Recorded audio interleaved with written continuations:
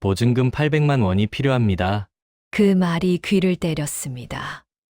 남편은 응급실 침대 위에 누워 있었고, 저는 지갑을 뒤졌습니다.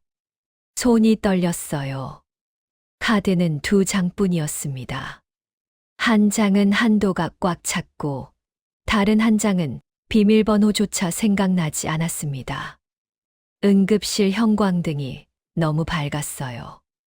제 손등에 비친 핏줄이 선명하게 보였습니다. 나이가 들면서 생긴 검버섯도 보였죠. 제 손이 이렇게 늙었나 싶었습니다. 그때 아들이 뛰어왔습니다. 정장에 운동화를 신고 있었죠. 넥타이가 삐뚤어져 있었습니다. 숨을 몰아쉬더니 믿기 어려운 말을 했습니다. 엄마, 그 돈, 이번 달 전셋값 보증금으로 이미 잡았잖아요. 제 귀가 잘못 들린 줄 알았습니다. 뭐라고? 제 목소리가 떨렸어요. 아들은 눈을 피했습니다. 옆에서 며느리가 덧붙였습니다. 병원도 장사해요. 못 내면 치료가 느려져요. 어머니도 아시잖아요. 순간 제 손이 떨렸습니다. 접수창구 유리창에 비친 제 얼굴을 봤어요. 주름이 더 깊게 패여 있었죠. 입술은 바짝 말라 있었고요. 언제부터 이렇게 늙었을까요?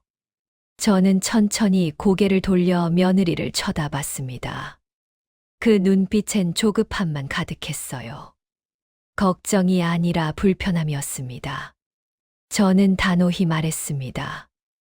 내 아버지가 살아있는 동안 돈이 먼저라는 말은 하지 말아라. 복도가 조용해졌습니다. 아들이 입을 열려다 다물었어요. 직원은 차분히 설명했습니다. 응급시술은 진행하지만 입원 전 보증금이 필요합니다. 보호자분께서 서류 작성 부탁드립니다. 저는 고개를 끄덕였어요. 가방 속을 뒤졌습니다. 낡은 손수건, 약봉지, 그리고 오래된 파란 봉투가 나왔습니다. 스테이플러 자국이 촘촘히 박힌 봉투였죠. 모험이라고 적힌 제 글씨가 눈에 들어왔습니다. 10년 전 글씨였어요. 그때는 손이 덜 떨렸죠. 그 순간 불길한 예감이 들었습니다. 이 봉투 하나가 오늘 우리 가족의 운명을 갈라놓을 것 같았습니다. 복도 끝에서 남편의 신음소리가 들렸습니다. 희미했지만 제 귀엔 천둥처럼 들렸어요. 저는 봉투를 꽉 쥐었습니다. 손바닥에 땀이 났습니다. 봉투가 축축해졌어요. 그리고 그제야 작게 중얼거렸습니다. 오늘 제 인생이 뒤집히는 날이 될 줄은 몰랐습니다. 아들이 다가와 작은 목소리로 말했습니다. 엄마, 일단 들어가 계세요. 제가 방법을 찾아볼게요. 저는 아들의 얼굴을 봤어요. 눈 밑에 다크서클이 짙었습니다. 언제부터 저렇게 지쳐 보였을까요? 며느리는 휴대폰만 들여다보고 있었습니다. 저는 의자에 앉았어요. 딱딱한 플라스틱 의자였습니다. 엉덩이가 시렸죠. 창밖은 어두웠습니다. 저녁 9시가 넘었어요. 저녁도 못 먹었습니다. 배는 고프지 않았어요. 입맛이 없었습니다. 파란 봉투는 26살 딸, 혜진이가 떠난 다음 날부터 제 곁에 있었습니다. 교통사고였죠. 비 오는 날이었습니다. 혜진이는 회사에서 야근을 하고 택시를 탔어요. 그게 마지막이었습니다. 장례식장에서 돌아온 날, 저는 혜진이 방에 들어갔습니다. 책상 위에 통장이 놓여 있었어요. 엄마 생신 선물이라고 메모가 붙어 있었죠. 그날 저는 울지 못했습니다. 남편이 먼저 무너졌거든요. 그때 받은 작은 보험금, 그리고 제가 모은 돈을 가족의 비상금이라 불렀습니다. 파란 봉투에 넣어 옷장 깊숙이 숨겨뒀어요. 누구에게도 말하지 않았습니다. 남편은 책임감 있는 사람이었지만 돈에 관해선 자식에게 너무 너그러웠습니다. 아들이 한 번 사업에 실패했을 때 우리가 공동보증에 서줬어요. 그날 저는 반대했습니다. 여보, 우리 나이가 어떻게 되는데요? 보증은 안 돼요. 하지만 남편은 고집을 부렸습니다. 아들이 마지막으로 한 번 더 기회를 달라는데 아빠가 어떻게 외면해요? 그날 남편은 보증 서류에 도장을 찍고 돌아와 말했습니다. 이번만 도와주자. 아빠 체면이 있잖아. 저는 아무 말도 하지 못했어요. 그날 이후 저는 매달 밤마다 전기장판을 약하게 틀고 공책으로 가계부를 썼습니다. 형광등 대신 스탠드만 켰어요. 전기료가 아까웠습니다. 지출 칸엔 늘 붉은 줄이 그어졌고 수입 칸엔 남편의 시간 외 수당이 버팀목이었죠. 마트 전단지를 모았습니다. 할인 품목을 체크했어요. 계란 한 판이라도 싸게 사려고 2 정거장을 더 걸었습니다. 몇 달 전이었습니다. 택배 상자를 정리하다 남편 서랍을 열었어요. 낡은 양말 사이에서 이상한 영수증을 발견했습니다. 보험 해지 환급금 780만 원. 남편 이름이었고 수령 계좌는 아들 계좌였습니다. 제 손이 떨렸어요. 영수증 날짜를 봤습니다.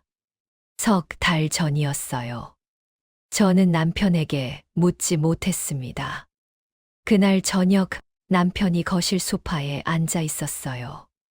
텔레비전을 보고 있었죠. 저는 부엌에서 설거지를 하면서 남편의 뒷모습을 봤습니다.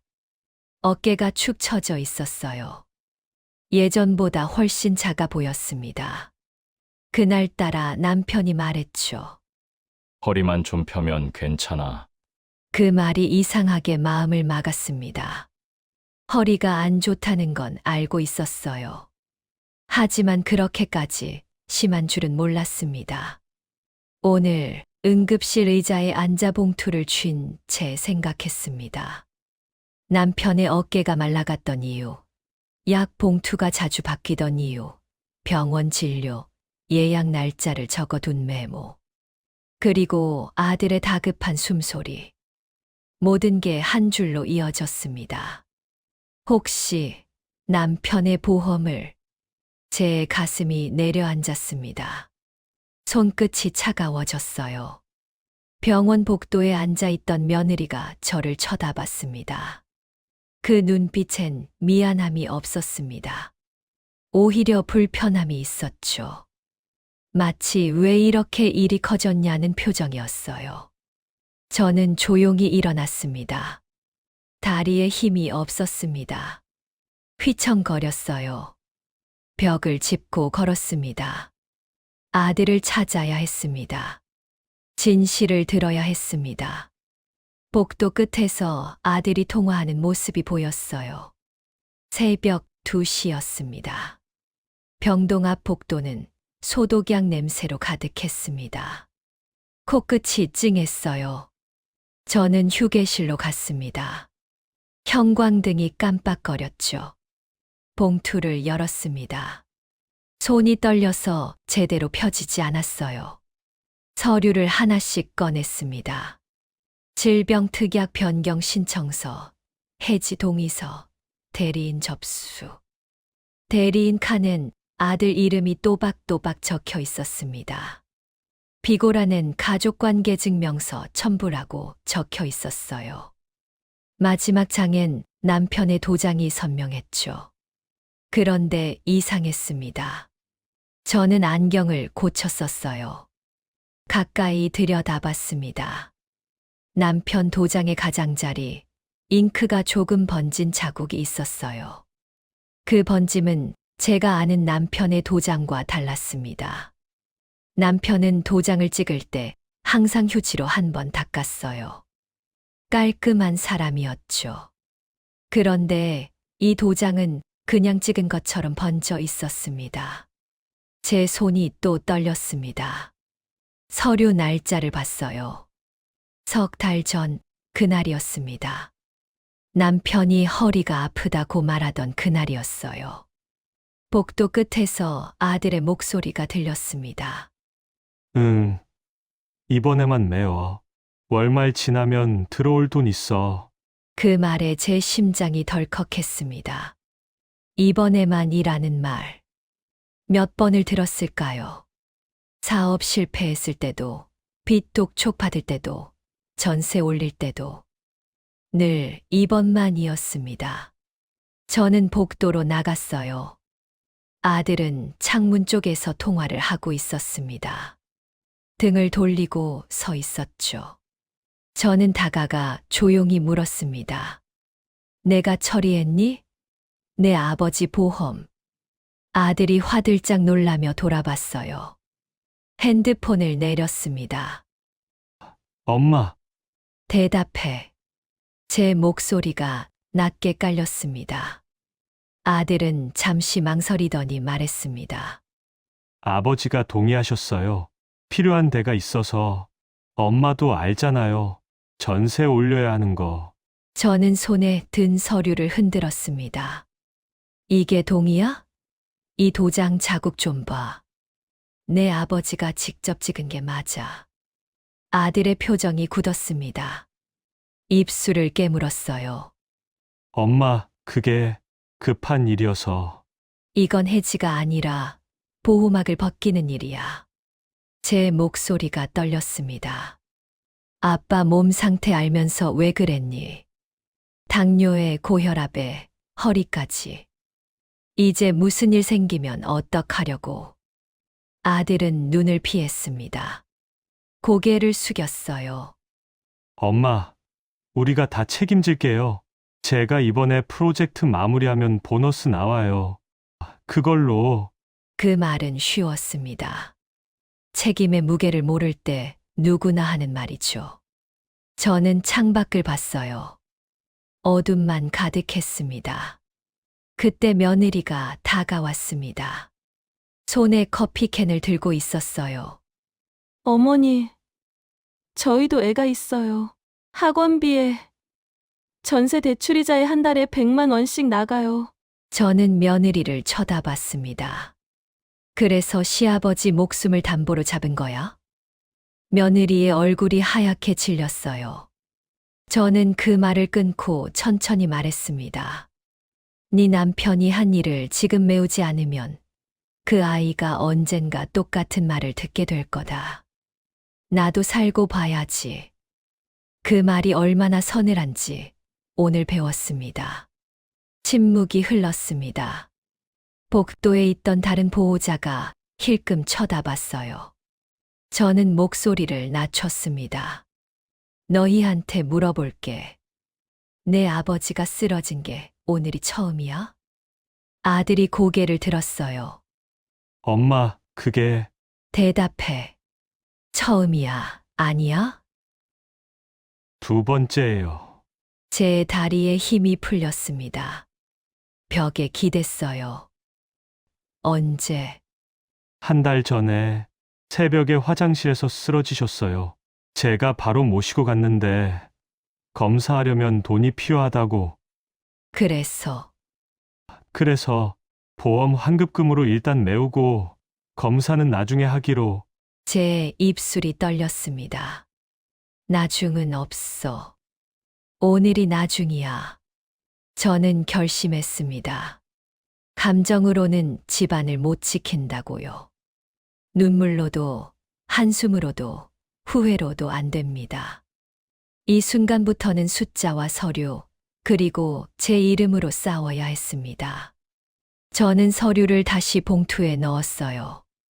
내일 아침 사회복지사 선생님한테 상담받을 거야.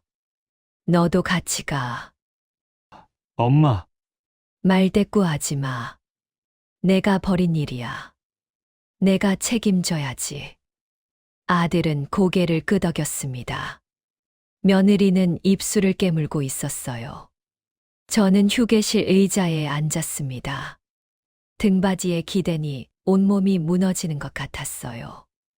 아침이 밝았습니다. 창밖으로 햇빛이 들어왔어요. 눈이 부셨습니다. 저는 화장실에 가서 세수를 했습니다. 거울을 봤어요. 눈 밑이 퉁퉁 부어 있었습니다. 머리는 산발이었죠. 손으로 머리를 쓸어 넘겼습니다. 사회복지사 선생님이 9시에 병동으로 왔습니다. 젊은 여자 선생님이었어요. 26쯤 돼 보였습니다. 안녕하세요. 김순정님. 상담 요청하셨죠? 저는 고개를 끄덕이고 상황을 설명했어요. 응급시술은 끝났지만 중환자실 비용, 검사비, 이후 재활까지. 말을 하다 보니 목이 메었습니다. 선생님은 차분히 메모를 하면서 듣더니 방법을 알려줬습니다. 응급의료비 대지급 제도가 있어요. 일단 병원비를 정부가 대신 내주고 나중에 분할 상환하는 거예요. 그게 가능해요? 네. 가능합니다. 그리고 의료급여 일시 지원도 신청할 수 있어요. 소득 기준 맞으면 지원받을 수 있습니다. 저는 눈물이 났습니다. 선생님이 휴지를 건네줬어요. 지자체 긴급복지도 있어요. 그리고 선생님이 잠시 멈췄습니다. 보험 해지, 경위가 불분명할 경우 법률구조공단 상담도 가능해요. 무료로 법률 자문을 받을 수 있습니다. 저는 고개를 들었어요. 정말요? 네. 가족 간에도 재산 문제가 발생하면 법적 보호를 받을 수 있어요. 저는 메모를 했습니다. 손이 떨렸지만 글씨는 또박또박 썼어요. 선생님이 몇 가지 서류를 주셨습니다. 이거 작성하셔서 내일까지 제출하시면 일단 긴급지원 심사가 시작돼요. 감사합니다, 선생님. 제 목소리가 떨렸습니다. 선생님이 떠난 뒤 저는 아들을 불렀습니다. 휴게실로 갔어요. 테이블에 종이와 펜을 놓고 말했죠. 앉아. 아들이 의자에 앉았습니다. 며느리도 옆에 앉았어요. 저는 천천히 말했습니다. 오늘 안에 800만 원을 마련하자. 대신 2가지에 동의해라. 아들은 제 눈을 쳐다봤어요. 첫째, 저는 종이에 숫자를 적었습니다. 내가 해지한 보험, 환급금 780만 원, 전액을 병원비에 우선 투입한다. 오늘 안으로 전세 보증금으로 넣었다고 했지. 빼와. 집주인한테 사정 설명하고 일주일만 미뤄달라고 해. 아들의 얼굴이 굳었습니다. 둘째, 저는 아들의 말을 끊었습니다. 아버지 명의 자산과 집 문제에 관여하지 않는다. 우리 집 아버지 명의야. 너한테 넘어가는 거 없어. 이건 합의서로 적는다. 며느리의 얼굴이 하얗게 질렸습니다. 어머니, 우리도 살고 봐야죠. 애 학원비에 대출 이자만 한 달에. 저는 손을 들어 멈췄습니다. 저는 며느리를 똑바로 쳐다봤어요. 그 아이가 자라서 너네한테 똑같이 말하면 어떡할 거니? 학원비 아끼면서까지 조부모 목숨 담보로 잡았다는 소리 듣게 하고 싶니? 며느리는 입을 다물었습니다. 그게 대물림이다. 오늘 네 남편이 배워야지. 책임이 뭔지. 아들은 침묵했습니다. 고개를 숙이고 한참을 있다가 의외로 빨리 고개를 끄덕였어요. 알겠어요. 환급금은 오늘 이체할게요. 집주인한테 전화해 볼게요. 합의서도 쓴다. 네, 쓰죠. 저는 종이를 꺼내 합의서를 쓰기 시작했습니다. 날짜를 적었어요. 2025년 11월 1일. 장소를 적었습니다. 대학병원 2층 휴게실. 금액을 적었어요. 보험 환급금 780만 원, 병원비 우선 투입. 의무를 적었습니다. 부동산 권리 포기, 재산 관여 금지. 서명란을 만들었어요. 여기 서명해. 아들이 펜을 들었습니다. 손이 떨렸어요. 이름을 또박또박 썼습니다. 며느리도 옆에 이름을 썼습니다. 저는 도장 대신 손가락에 인주를 묻혀 지문을 찍었어요. 빨간 잉크가 따뜻하게 번졌습니다. 종이 위에 제 지문이 선명하게 찍혔어요. 복도 끝에서 남편의 심전도 모니터 소리가 들렸습니다. 삐, 삐, 삐. 규칙적인 리듬이었어요. 살아있다는 점 하나가 이렇게 큰 소리로 들릴 줄 몰랐습니다. 저는 창밖을 봤어요. 해가 떠오르고 있었습니다. 구름 사이로 햇빛이 새어나왔죠. 긴 밤이 끝나고 있었습니다. 아들은 자리에서 일어나 밖으로 나갔어요. 전화를 걸기 위해서였죠. 며느리는 눈물을 닦았습니다. 저는 그 눈물의 온도를 믿지 않았어요. 눈물은 쉽고 돈은 어렵습니다. 하지만 오늘부터는 달라질 거예요. 숫자로 말하는 집안이 될 겁니다. 저는 아직 파란 봉투의 마지막 장을 꺼내지 않았습니다.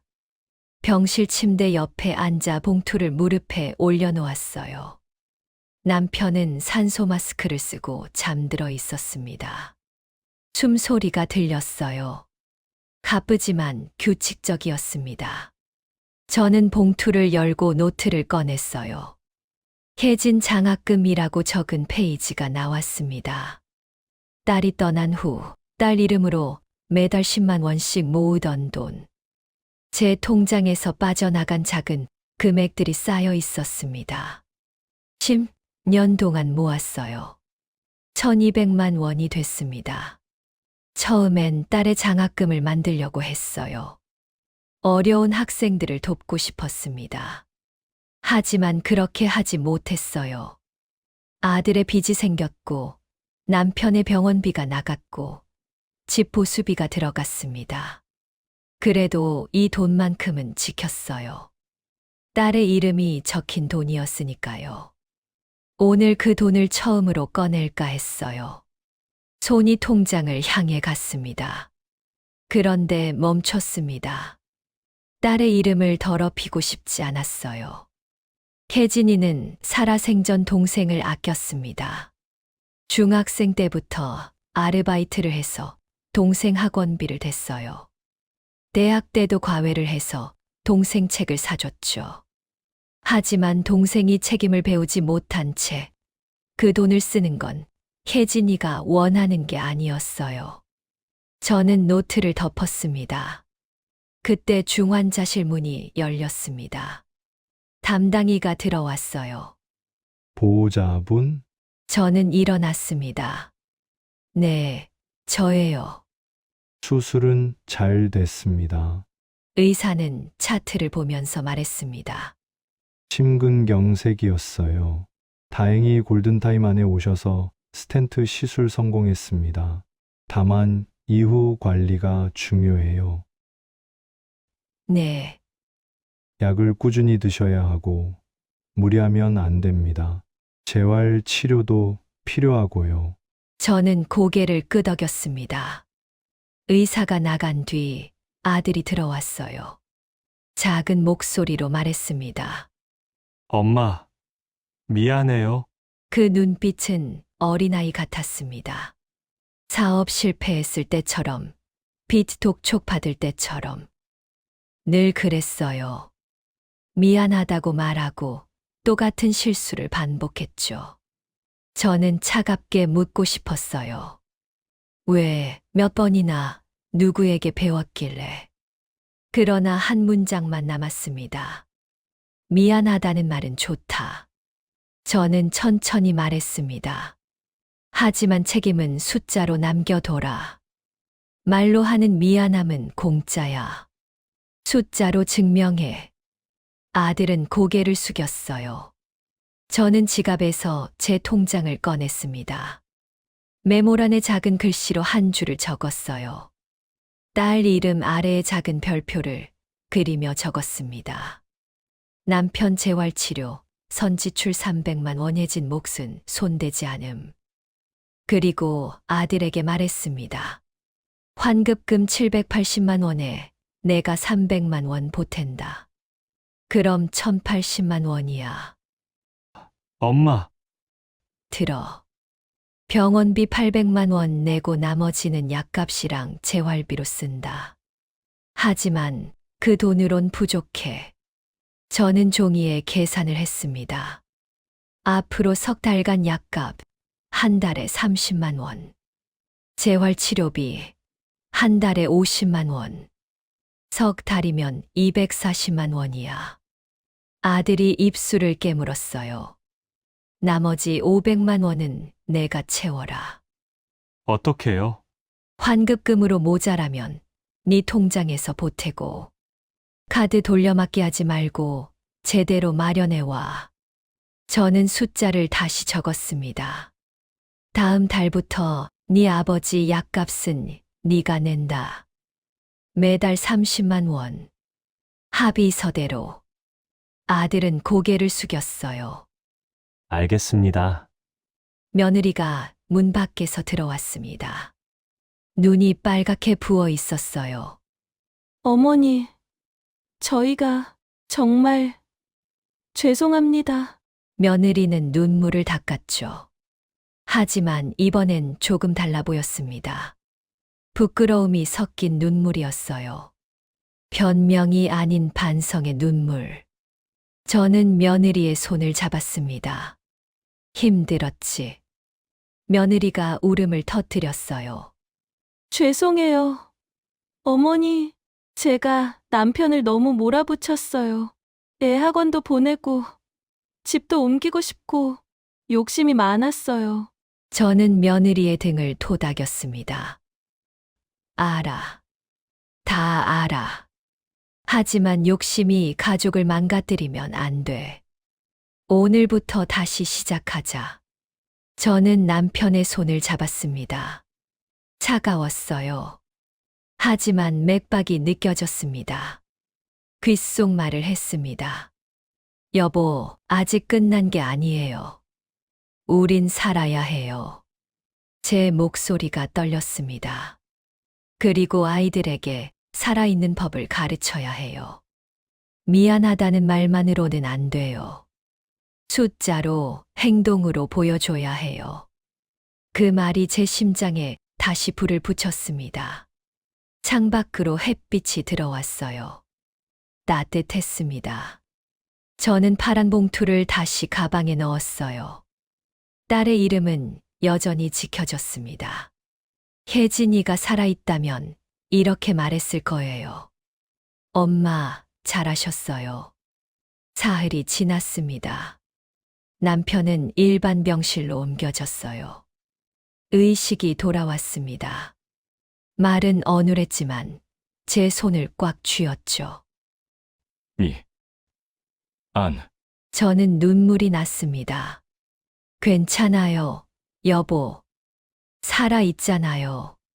재활 계획이 잡혔습니다. 사회복지사 선생님의 도움으로 긴급 지원이 승인되었어요.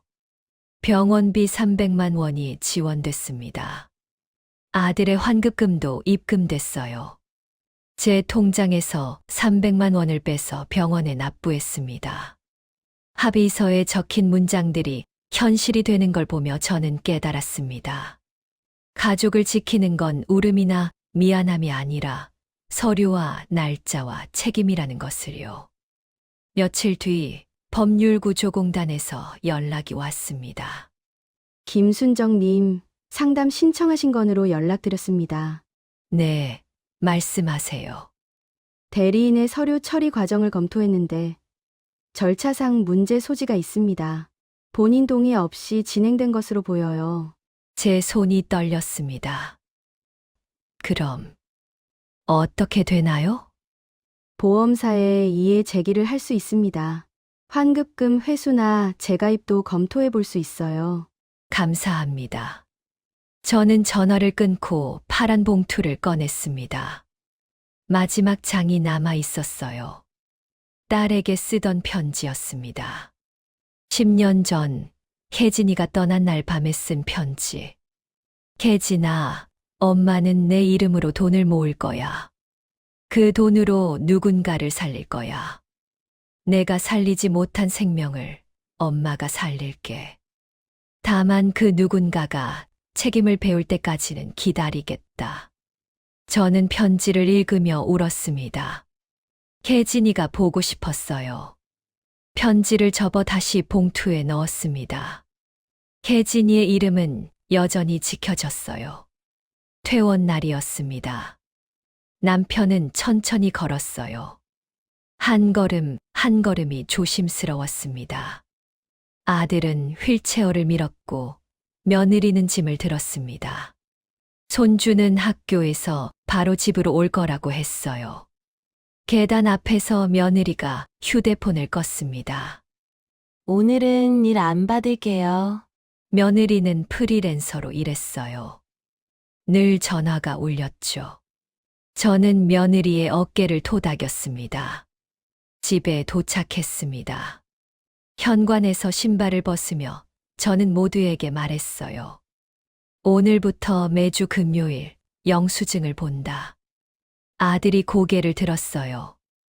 내가 낸 약값, 내가 낸 간병비, 병원에서 받은 서류. 다 챙겨와. 우리 집안은 이제 숫자로 말한다. 아들은 끄덕였습니다. 알겠습니다, 엄마. 며느리도 네 어머니 하고 짧게 답했습니다. 저는 그 대답이 진심이 되길 바랐어요. 믿음은 한 번에 쌓이지 않습니다. 천천히 하나씩 다시 쌓아야 하니까요. 거실로 들어갔습니다. 낡은 식탁 위에 파란 봉투를 올려두었습니다. 봉투 옆에 펜을 꺼내 한 줄을 더 썼어요. 가족은 서로의 생명을 위해 돈을 쓰고 서로의 삶을 위해 책임을 나눈다. 밤이 깊어졌습니다. 남편이 잠든 숨소리가 들렸어요. 규칙적이었습니다. 저는 창문을 닫고 가계부를 펼쳤습니다.